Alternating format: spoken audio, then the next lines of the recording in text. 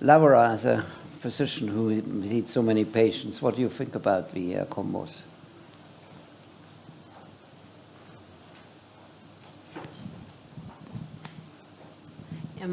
Well, in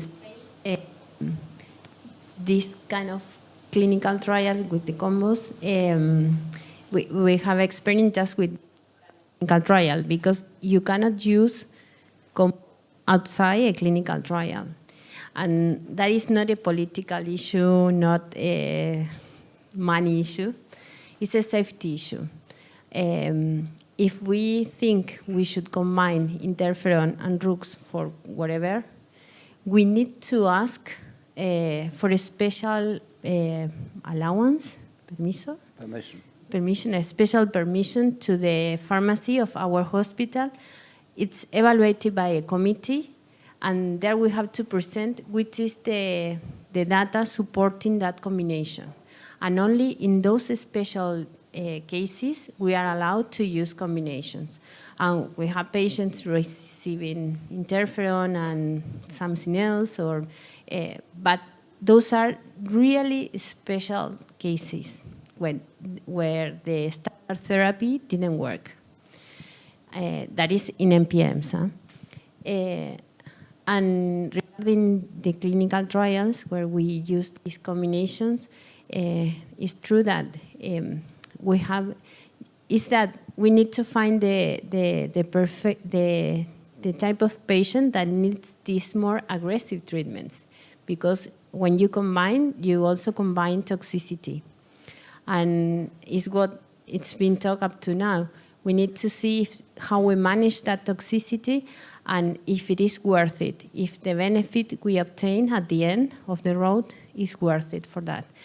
I find really interesting the combinations because although the objective of the clinical trial, it's improving the spleen size, improving symptoms, I think that we all want these combinations to change the story of these MPMs.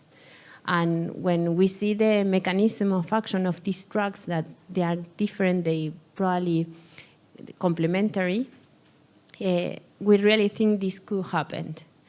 But we really need to have really good clinical trial designs, because what we were talking before, maybe if we go straight for all to start from the first, we could lose good drugs in this way.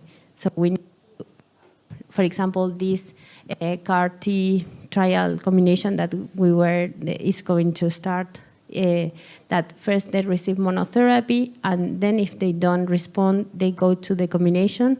I think that's a very wise way to do this, because not everybody needs so much treatment since the first day.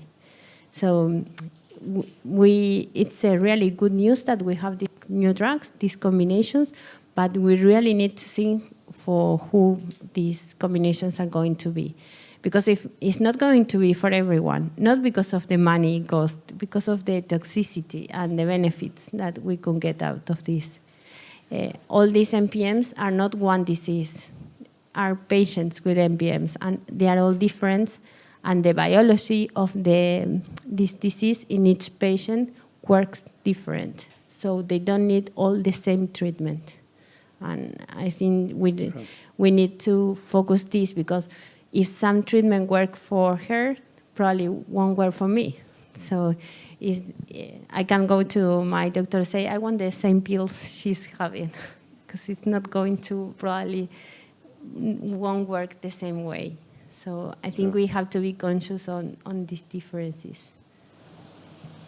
Thank you, Laura. Thank you.